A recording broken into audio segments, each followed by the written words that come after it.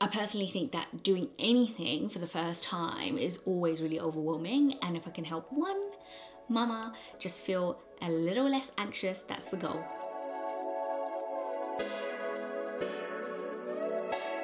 So this video I wanted to do more like a help video, because I genuinely feel like hospital letters don't tell you enough, and if you're a first-time mom, it is so overwhelming and really, really scary, especially when I was going in. Well, especially for my first appointment, I wasn't allowed to go with my partner, and that was scary within itself. I think now everything has changed. You know, you are allowed your partner in appointments during the birth, things like that.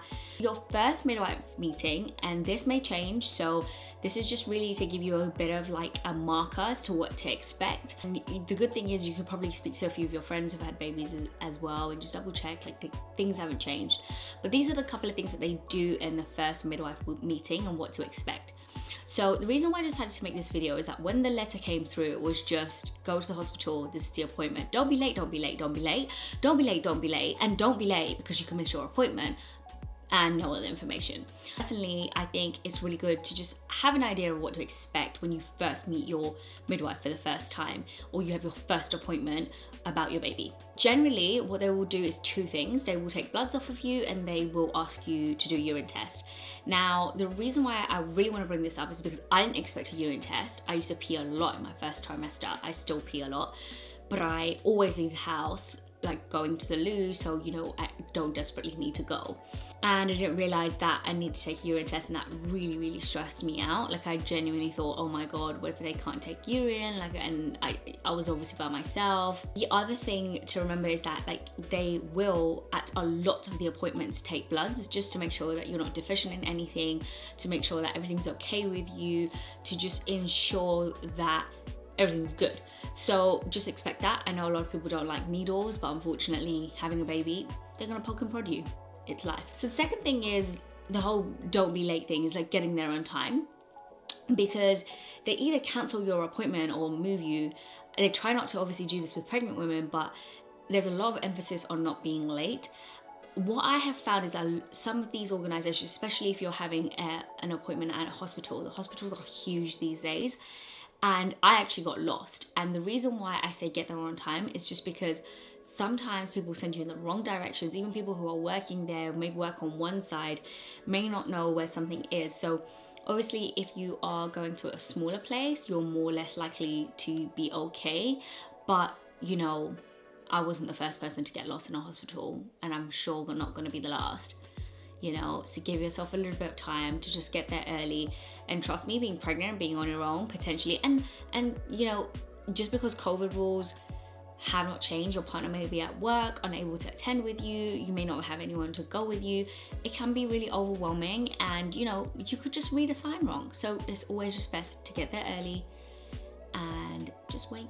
So generally what the midwife will do is like go through all of the next couple of months with you, first trimester, second trimester, third. They won't go into the later trimesters in so much detail. They'll just talk about it more, I would say, vaguely at this stage, but they'll go through all of your personal details, your medical history, everything like that. If you're obviously, your partner is coming with you, permitted to come with you, they should at some point be asked to leave the room so they can have a private and confidential conversation with you. And this is really for your safety. It's not an offensive thing at all. This is to make sure that you're not being abused at home, you're being taken care of, your mental health is okay, and you're able to talk freely to your medical professional without somebody else being there or you feeling like, oh my God, I can't be honest. I found out through family members of mine that this is a very new thing that the NHS in the last couple of years have started implementing, which I think is absolutely fantastic, because it can really change the dynamic of a relationship, having a baby, and the feelings change, the emotions change, the hormones change. You know, it's a really good opportunity to be really open and honest with your medical professional about you, yourself, your mental health, your well-being, and even your safety. If I was being abused or something really bad was happening to me, it's good to know that there are people there putting that protection and that safe space in place for you to be able to talk about it. And honestly, if anybody's even watching this video and they're going through this while being pregnant, please tell your doctor, your nurse, your midwife at any point, because your baby's safety is so important and they know that, and these measures are put in place for that reason. I would say the last thing is to go to every appointment with questions. Like, you know, if you think of a question randomly, write it down on your phone before your first appointment. Go with all the questions as well. Like, you know, they are more than happy to answer these questions, medical questions. What happens if you're feeling down? What happens if you're losing weight? What happens, you know, if you've got too much sickness? All of these things you need to be writing down. So what I would normally do is, typical me, I would think of all these questions when after the appointment had finished.